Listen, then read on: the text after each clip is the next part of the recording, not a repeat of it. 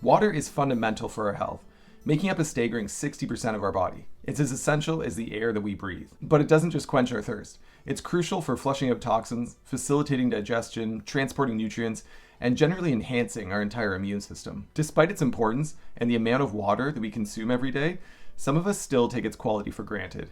It's common to think that the water we're drinking is as pristine as nature intended, but unfortunately, this is mostly not the case. Water can carry potentially harmful substances like heavy metals, such as lead and mercury, volatile organic compounds like chlorine and chloroform, other pollutants, residual pharmaceutical chemicals, and even further complicating this issue is the presence of unregulated or forever chemicals.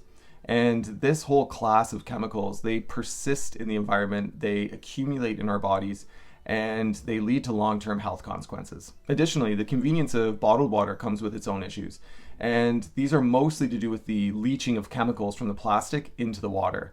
And this is sped up due to the fact that they're often stored in warehouses at soaring temperatures for months at a time, and this just speeds up the leaching process. So how do we safeguard our water? Well, the magic word is filtration. And in the next lesson, we're going to go over in more detail what we're going to be covering throughout this water module.